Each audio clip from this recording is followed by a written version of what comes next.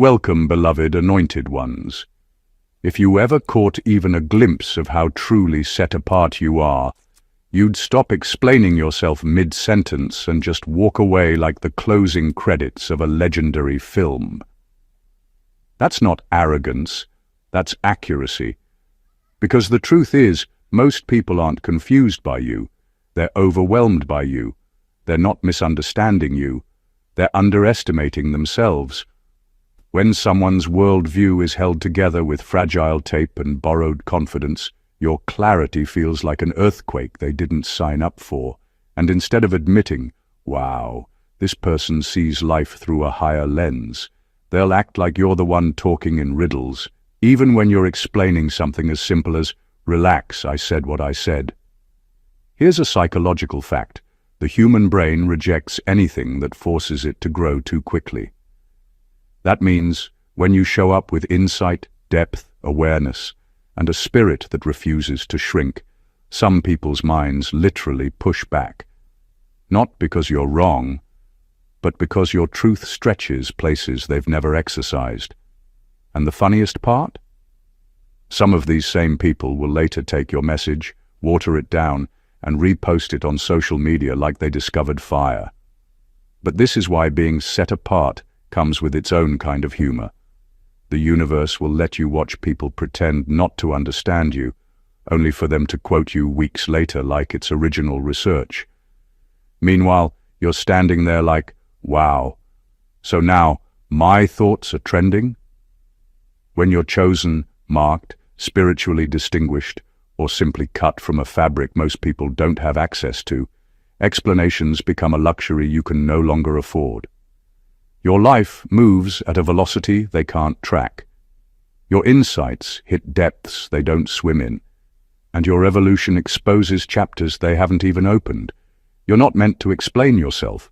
You're meant to become the moment that forces people to rethink everything they thought they knew, not through debate, not through justification, through presence, through essence, through that quiet, undeniable something that makes people whisper about you when you leave the room.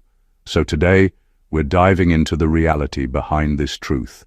If you saw how truly set apart you are, you'd never waste another breath explaining yourself. Not out of pride, not out of ego, but because explanations are for equals, and you were never standing among them in the first place. Number 1. If you saw how rare your perspective is, you'd stop explaining to people who only argue from limitation. Most people don't reject your ideas because they're deep, complex, or hard to understand. They reject them because your ideas challenge the limits they've built their entire identity around. When someone has spent years defending the four walls of their comfort zone, anything that expands beyond those walls feels dangerous. They're not debating you because they want clarity. They're debating you because growth terrifies them. They're not confused. They're protecting their boundaries, and not the good kind, the type of boundaries built from fear, insecurity, and a lifetime of settling for good enough. When you speak from a higher perspective, you're speaking from experience, awareness, and maturity that wasn't handed to you. It was earned. Meanwhile, some people talk from places they've never questioned. They inherited their beliefs, picked up their mindset from their environment, and never tested any of it. So when you bring a viewpoint that didn't come from survival mode or imitation, they can't receive it. Your clarity feels like a threat to the reality they've been holding on to like a security blanket. This is why explaining yourself to certain people leaves you feeling drained, unseen, or even slightly annoyed. You're trying to pour ocean water insight into a cup-sized mind that only understands what fits its capacity. The mismatch will always feel like resistance. And here's the wild part. Even when you break things down for them in the simplest way, they still twist it, reject it, or argue with it. Not because you're wrong, but because they don't want to expand. Growth requires effort. Protecting limitation is easier. The rarest thing about you is that you don't speak from ego, competition, or insecurity. You speak from awareness. You speak from pattern recognition. You speak from lessons learned the hard way. Your perspective is shaped by experiences that broke you open, not kept you small. That alone puts you in a different category. Once you truly understand how uncommon your lens is, you stop explaining yourself to people who never intended to understand you in the first place. You conserve your energy. You recognize what conversations are worth your presence. And you finally accept that some people argue from limitation, not from logic, not from truth, and certainly not from wisdom. They're not rejecting your perspective. They're rejecting the growth required to meet you where you are. Number 2. If you saw how many people study you quietly, you'd stop trying to clarify yourself to the loud ones.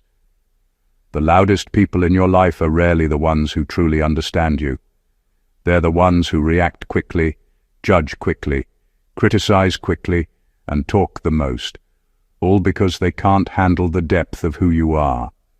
But while they make noise on the surface, there are others watching you in silence, taking in everything you do with full attention. These quiet observers don't jump in with opinions or arguments. They watch, they listen, and they learn. They see the value in you long before anyone else admits it. There's something about your presence, your choices, your resilience, or your perspective that pulls people in, even if they never say a word. They don't clap, they don't comment, and they don't announce themselves. But they're paying attention. And the irony is that the loud people, the ones you feel pressured to explain yourself to, are usually the ones who aren't even trying to understand. They're too focused on reacting to truly hear you. Some people study you because your life teaches them things theirs never has. They learn from how you handle pressure, how you stay calm in chaos, how you bounce back after setbacks, and how you carry yourself even when nobody is cheering. They see strength in you that you don't always see in yourself. They see clarity in you that helps them make better decisions in their own lives. And they see authenticity in you that quietly inspires them to level up. But you often don't notice these silent learners because they don't announce their admiration. Instead, you get distracted by the loud ones who misunderstand you, interrupt you, or try to argue their way into being right. They drain your energy while the quiet ones value it. They question your motives while the quiet ones respect your intention. They challenge your identity while the quiet ones grow from it. The truth is, you don't owe explanations to people who only listen to respond. Your voice is not meant to be wasted on those who treat your truth like a debate. Once you realize how many people silently benefit from your existence, you stop trying to convince the ones who choose not to see you. You start speaking for clarity, not approval. You start living for purpose, not validation. And you learn to embrace the quiet impact you're making, the kind that changes lives without ever asking for applause. Number 3. If you saw the spiritual weight your presence carries, you'd understand why people pretend not to understand you. There are people who grasp exactly who you are, but they'll never admit it because acknowledging your depth would force them to acknowledge their own lack of growth. It's not that your words are complicated. It's that your presence carries a kind of truth they're not ready to face. You walk into a room with a grounded energy, a certain awareness, a certain stillness, and it unsettles people who rely on noise, ego, and performance to feel significant. They sense something in you that exposes what's missing in them, so they hide behind confusion as an excuse. Some people pretend not to understand you because understanding you would mean they must respect you. And for some, that's too big of a step. They'd rather downplay your insight than admit you're operating on a level they can't reach yet. They turn your clarity into questions, your confidence into arrogance, and your simplicity into complexity. Not because they don't get it, but because your presence forces an internal confrontation they don't want to have. The truth is, When someone with real spiritual weight speaks, it's not just the words that hit, it's the energy behind them. Your presence carries history, transformation, scars, lessons, and victories you never brag about. People can feel that even if they can't explain it. They can sense the authority you walk with, the strength you've built, and the wisdom you've earned. And instead of acknowledging that, they shrink into pretending they don't get you. Your presence also disrupts illusions. People who survive on manipulation, gossip, control, or superficial confidence struggle around people who see through things quickly. You don't have to say much. You don't have to expose them. Your very existence makes their masks uncomfortable, and when people feel threatened in this way, they act confused, dismissive, or overly critical, anything that keeps them from admitting they're intimidated. Pretending not to understand you is a defense mechanism. It protects their pride. It shields their insecurities. It keeps them from facing the truth about themselves. But none of that has anything to do with you. It's never been about your clarity. It's been about their capacity. Once you see the weight your presence carries, you stop explaining yourself to people who are pretending not to understand. You start saving your energy for those who listen with openness, not resistance. And you finally accept that some people don't misunderstand you. They fear you. Number 4. If you saw the prophecy embedded in your life story, you'd realize explanations cheapen your path. There are people who look at their life as a straight line, point A to point B, things happening randomly, events unfolding by chance. But your life never worked like that. Nothing you've survived, learned, lost, or walked away from has been random. There's a deeper rhythm underneath your timeline that most people cannot recognize because they're only looking at the surface. You're not just living, you're unfolding. Every chapter has echoed something bigger than the moment itself, pointing you toward who you were destined to become long before you knew there was a destination. The things that broke you weren't failures, they were alignments. The people who left weren't losses, they were releases. The delays weren't punishments, they were protection. These aren't cute phrases, they're spiritual architecture. Your life has repeated certain themes, certain battles, certain awakenings, not because you're unlucky, but because you're being shaped for something that requires a different level of understanding. And if someone doesn't have that spiritual sensitivity, there's no amount of explaining that will ever make sense to them. People who can only comprehend life logically will always think your journey is dramatic, exaggerated, or too deep. They don't understand that some people are born to live stories that carry messages. Some people walk through things that are meant to wake others up. Some people go through spiritual pruning, spiritual stretching, and spiritual rebuilding because their lives will eventually serve as evidence for something bigger. That's not everyone's path, and that's exactly why not everyone can understand yours. When you try to explain your experiences to people who've never dealt with inner transformation, they'll minimize you. When you try to explain your intuition to people who only trust what they can physically see, they'll doubt you. When you try to explain your purpose to people who are only trying to survive day to day, they'll label you strange or intense.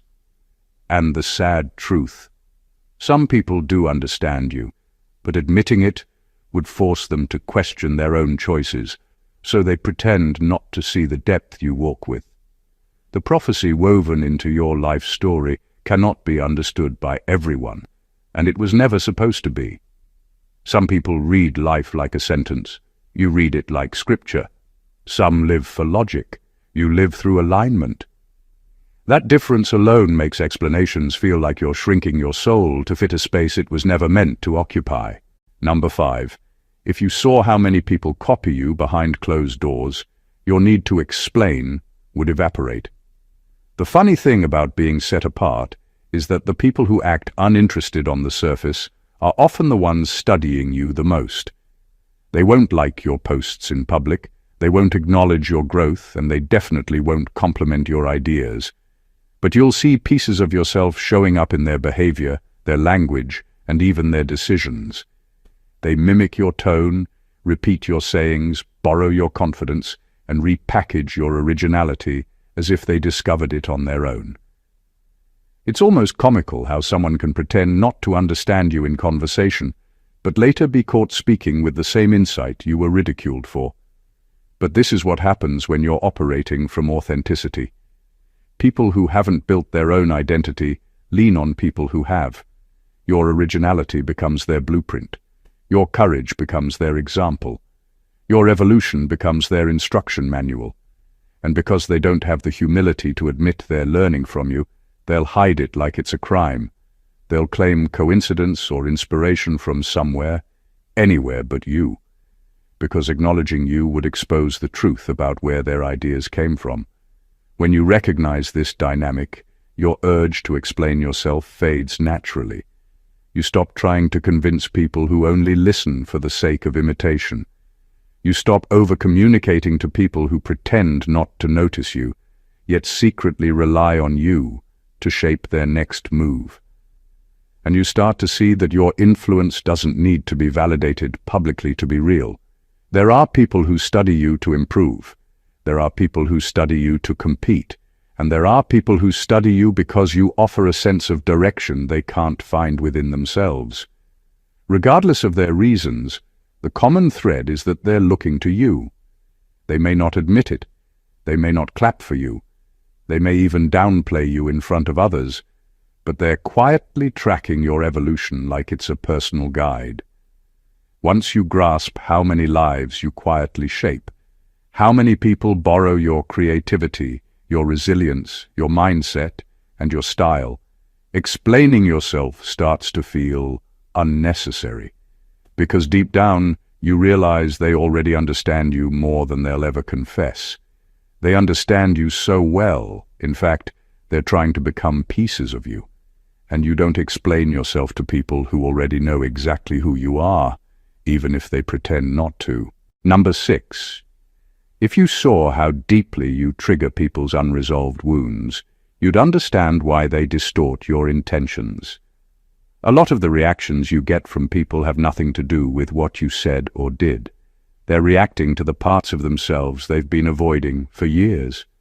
Your presence has a way of stirring emotions they've buried, insecurities they've ignored, and traumas they've never confronted. You walk into their life with honesty, clarity, and directness. And suddenly the things they thought they had under control start rising to the surface.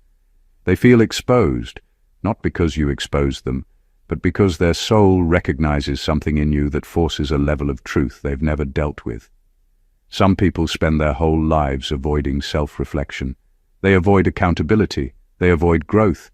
They avoid anything that threatens their carefully managed self-image. Then you show up, someone who doesn't flinch at truth, someone who sees through pretenses, someone who has done the inner work, and it shakes them. You become the mirror they never wanted to look into.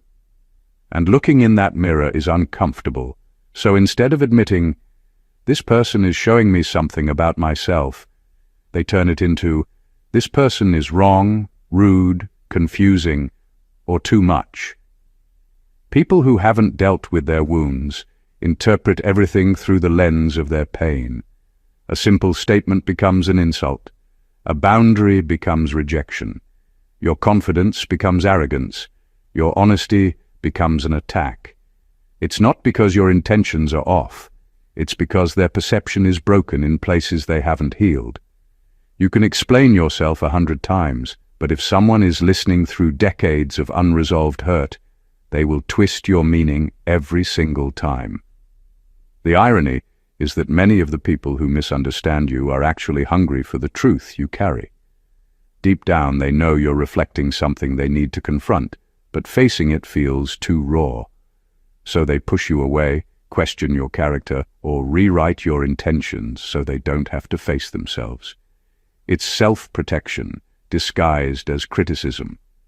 Once you understand this, you stop taking their reactions personally. You stop trying to correct their assumptions. You stop bending over backward to prove you meant well. You begin to see their responses as emotional reflexes, not accurate judgments of who you are. Mirrors don't explain what they reflect. They simply show what exists. And when you realize you're that kind of mirror, you stop trying to convince people who are not yet ready to face their own reflection. Number 7. If you saw the level of spiritual protection on your life, you'd stop arguing with people who don't even have access to you. There is a reason some people can talk about you, guess about you, judge you, or assume things about you, but can never actually reach you. They can observe from a distance, but they can't touch the core of who you are. They can form opinions, but they can't influence your spirit. They can speculate, but they can't understand. And that isn't because you're hard to figure out. It's because they're trying to interpret a life they were never spiritually cleared to step into. You carry a level of protection that goes beyond logic. It's not just emotional boundaries or personal discipline. It's something placed over your life that prevents the wrong people from getting too close, too deep, or too comfortable. Even when you tried to let certain people in, something always blocked it. The connection fell apart, the energy felt off, the intentions revealed themselves, or the access broke down before it could become dangerous. That wasn't coincidence. That was preservation. People with limited awareness want to understand you with tools that can't handle your complexity. They try to read you using their assumptions, their wounds, their ego, or their surface-level thinking. And no matter how hard they try, they keep coming up short because your spirit operates on a wavelength they haven't grown into. Understanding you requires maturity, humility, and spiritual development. Things not everyone is willing to cultivate. So they stand outside your life like tourists staring at a locked gate, trying to describe what's inside based on what little they think they see. And here's the thing. When someone doesn't have access to your inner world, their interpretation will always be wrong. They will fill in the gaps with their insecurities. They will project their fears onto your silence. They will judge your actions through the lens of their limitations. You could explain yourself for hours and still not break through their perception, because the barrier isn't communication. It's consciousness. You can't speak to someone on a level they haven't unlocked. The moment you recognize that some people simply aren't allowed past your spiritual perimeter, you stop wasting time arguing, clarifying, or defending yourself. You realize that some misunderstandings are intentional safeguards, some disconnects are divine redirections, some distances are protection, not rejection. Not everyone is meant to understand you, not everyone is meant to walk with you, and not everyone is meant to access the parts of you that were reserved for people on your level. Once you truly see how protected you are, you stop fighting battles that were never yours to fight. You let the gate stay closed, and you keep walking. Number 8. If you saw how much your silence exposes people, you'd stop filling it with explanations. Your silence does more work than your words ever will. When you choose not to explain, justify, or defend yourself, people begin to show you who they really are. The moment you stop guiding the narrative, they start filling in the blanks with whatever lives inside them. And that's where the truth comes out. Your silence isn't empty. It's revealing. It forces people to operate without your influence, without your clarity, without your direction. And that's when their motives become undeniable. Some people rely on your explanations to hide behind. As long as you're talking, they can pretend they didn't understand, or misheard, or needed more context. But the second you go quiet, the mask slips. Their discomfort rises. Their true feelings start leaking out through their tone, their reactions, their sudden distance, or their sudden intensity. Silence exposes what talking would have covered up. Your quietness acts like a spiritual scanner. It picks up insecurity quickly, because insecure people cannot handle being left alone with their thoughts, especially when those thoughts involve you. It exposes manipulators, because manipulators need your words to twist, flip, and distort. It exposes jealous people, because jealous people rely on constant information about you to feel superior or in control. Take that away, and they reveal their resentment without even trying. It exposes those who truly care, because genuine people don't panic when communication slows. They stay grounded and respectful. People reveal more in your silence than in your conversations. They'll start projecting motives onto you that you never had. They'll start assuming things that reflect their wounds, not your intentions. They'll start acting out based on stories they created in their own heads. And all of this happens because your silence forces them to confront the reality of their own character. Some can handle it, many cannot. When you stop explaining yourself, you stop shielding people from the truth of who they are. You give them the space to expose their impatience, their entitlement, their fear, or their respect, whatever lies beneath. And the more you witness this, the more you realize silence is not passive. It's powerful. It clarifies relationships. It reveals loyalties. It exposes enemies. It confirms allies. It shows who's rooted and who's rattled. Once you understand how much your silence uncovers, you lose the desire to over-explain. You stop filling the air with reasons. You stop rescuing people from their own reactions. You let silence do the sorting, because it always does, and it never lies. Number 9. If you saw how many blessings are waiting on the other side of detachment, you'd never justify your value to anyone again. People think detachment is coldness, but for chosen ones, it's clarity. It's spiritual hygiene. It's what happens when your soul refuses to negotiate with anything beneath its assignment. Every time you explain yourself to someone who lacks the capacity to understand you, you shrink a little, you dim a little, you leak power. Explaining yourself isn't communication, it's bondage. It ties you to old versions of you that you outgrew long ago and to people whose lenses were never clean enough to see you accurately. You don't elevate by being understood. You elevate by being aligned. Detachment is not abandonment, it's graduation. It's the moment your spirit says, I refuse to sit in rooms where my presence has to be justified. Because the truth is, your next blessings have been suffocating under the weight of misplaced loyalty. Blessings can't thrive where confusion is constantly being fed. Elevation cannot land where the energy is diluted. The blessings waiting for you are not small. They are kingdom-sized. They require a level of mental, emotional, and spiritual spaciousness that misaligned relationships simply cannot coexist with. You cannot carry divine abundance while dragging people who only understand you halfway. Your destiny is allergic to partial comprehension. Misalignment feels like confusion. Misalignment feels like heaviness. Misalignment feels like you're giving CPR to situations God has already pronounced dead. But once you detach, the air changes. The frequency rises. You start attracting people who don't just tolerate your depth, they resonate with it. They don't just get you. They reflect the same light you carry. The moment you stop explaining your worth, you step into environments where your worth speaks for itself.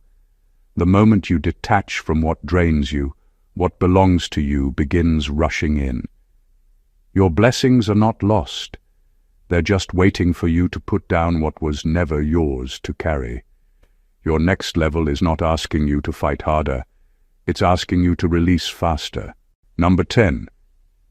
If you saw how your destiny threatens stagnant people, you'd stop wasting breath trying to be understood by them. Some people aren't confused by you. They're confronted by you. They're not misreading your intentions. They're resisting the spiritual reminder you represent. You are living proof that evolution is possible, that excuses are optional, and that staying stuck is a choice. Your existence disrupts their comfort zone, and human beings will always attack what disturbs the place they've chosen to settle. People who never grew cannot accept someone who did.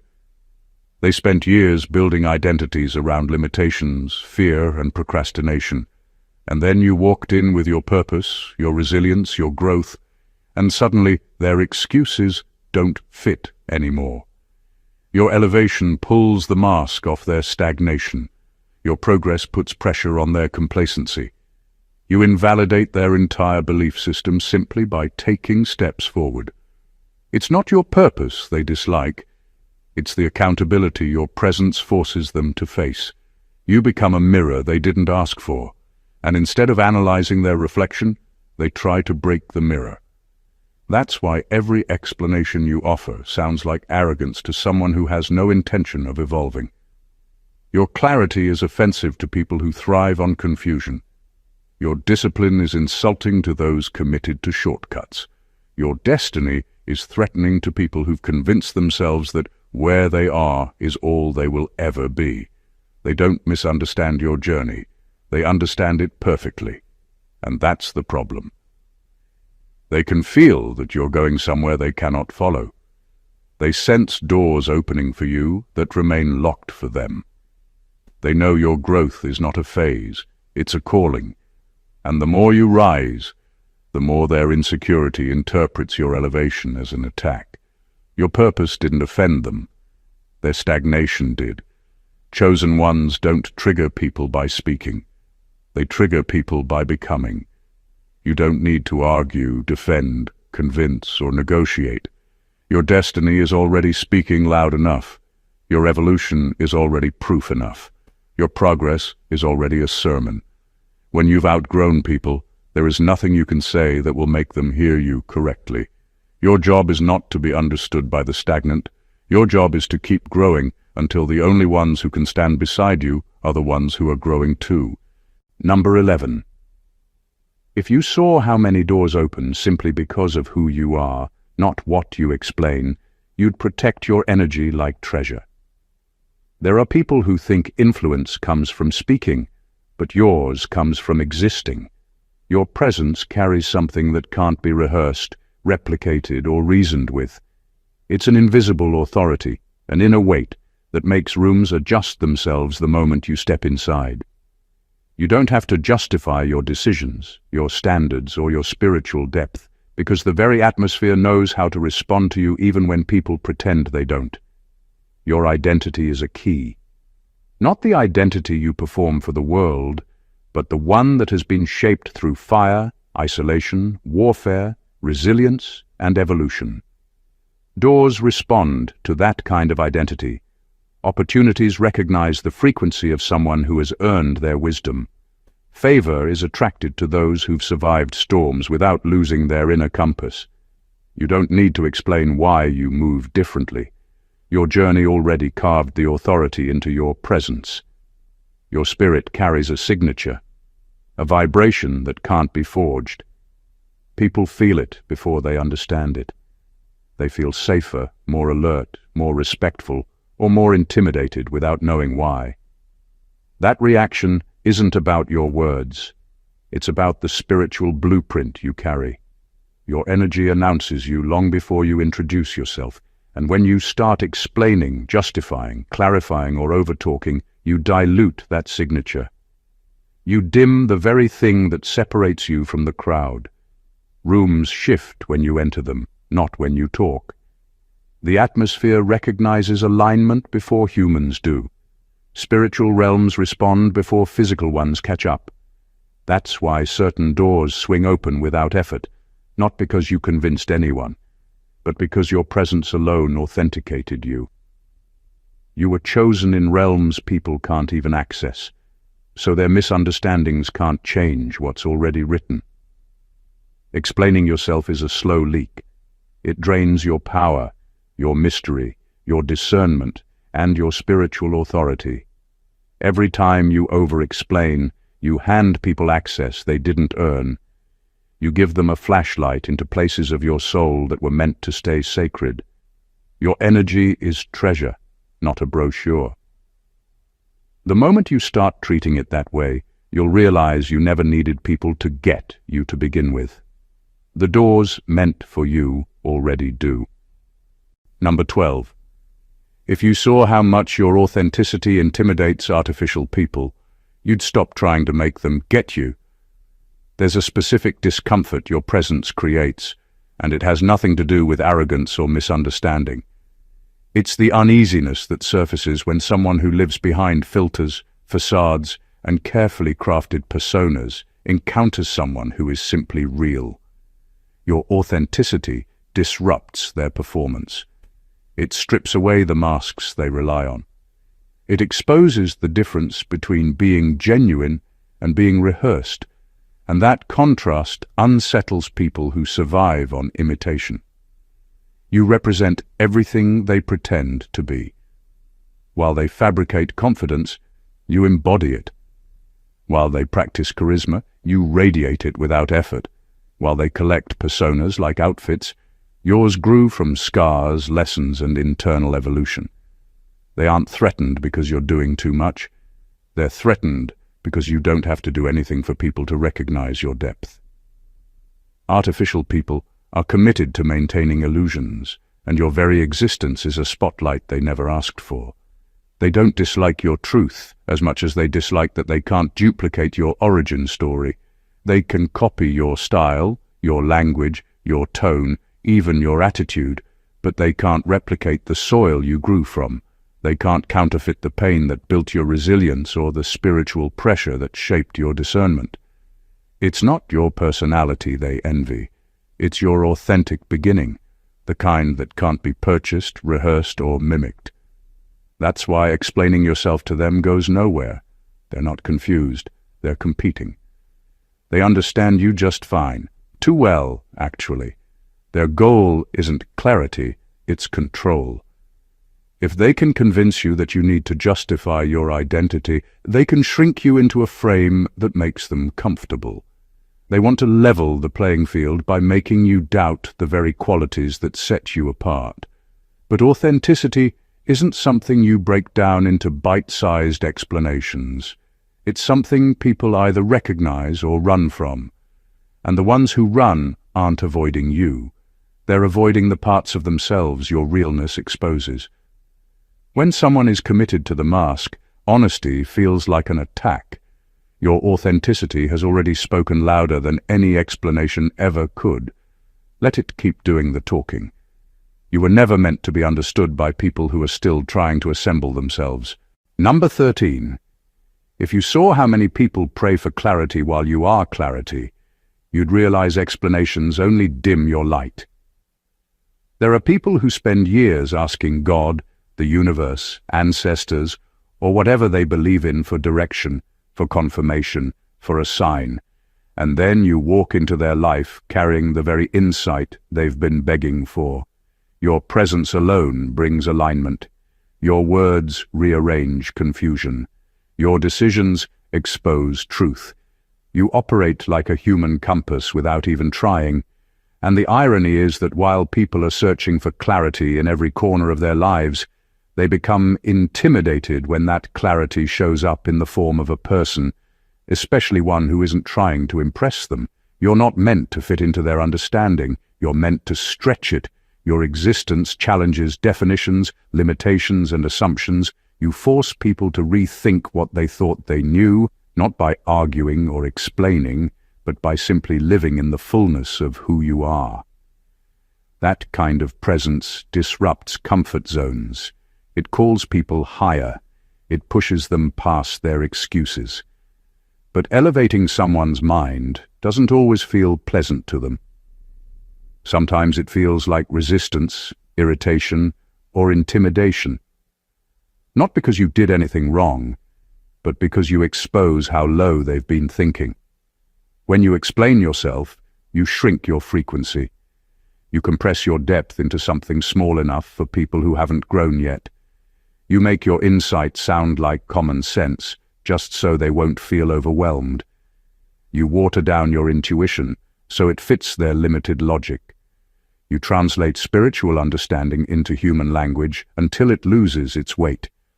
And the truth is, every time you do that, you dim a part of yourself, not because you're wrong, but because they aren't ready. But you were never designed to be digestible. You were designed to be disruptive. Not destructive, but disruptive in the sense that your life shifts atmospheres. You break patterns. You interrupt generational cycles. You introduce higher thinking. You awaken dormant hunger in people who are sleepwalking through their lives. Clarity doesn't whisper. Clarity rearranges. And that's what you do, not by force, but by being aligned, aware, and spiritually tuned in. So if people misunderstand you, that's not a sign to explain. It's a sign that you're operating on a different wavelength. Clarity doesn't slow itself down to be accepted. It stays bright, and everything around it eventually adjusts. Number 14. If you saw who you become when you stop explaining, you'd understand that explanations are the last chains keeping you small. There is a version of you that you haven't fully met yet. Not because you're unprepared, but because you've been too busy translating yourself for people who were never meant to access your depth. Every explanation you give becomes a tiny negotiation with your own power. Every justification becomes a quiet permission slip for someone to question what was never up for debate. Explanations don't just drain your energy, they shrink your identity. They make you hold back the parts of yourself that were designed to operate at full voltage. The moment you stop justifying your existence, something shifts internally. You stop bending your truth to make it more acceptable. You stop trimming your light to make it less intimidating. You stop rehearsing your intentions to avoid being misunderstood. And with that release comes a transformation. Not loud, not dramatic, but undeniable. You step into the version of yourself that was always waiting beneath the noise. The sovereign version. The version that moves from self-recognition instead of seeking outside validation. The version that doesn't chase clarity because you are clarity. This unbothered version of you doesn't argue with misinterpretations. They don't chase approval. They don't perform. They don't shrink. They simply lead, naturally, effortlessly, unmistakably. They influence without trying, inspire without explaining, and shift environments without saying a word. Leadership for them is not a role, it's a frequency. It's something people feel before they understand. And the moment you stop explaining, you rise into that frequency like you were born for it. This elevated version of you is uncontaminated by other people's projections. They don't carry the weight of proving anything. They don't feel tied to old identities. They don't second-guess the path they know they're called to walk. They stand tall in their truth, even when standing alone means stepping away from everything familiar. Isolation stops feeling like a punishment and starts feeling like alignment. Solitude becomes expansion. Silence becomes power. And that final version, the one that stands alone without fear, is the truest form of you. The one that doesn't need to be explained, diluted, softened, or reorganized to fit anyone else's understanding. The one that walks into their destiny without asking for permission or offering commentary. You were never meant to be small. You were just over-explaining. At the end of the day, everything you've ever wrestled with, the misunderstandings, the strange reactions, the silent envy, the spiritual resistance, the hidden imitation, the intense expectations, all of it was pointing to one truth.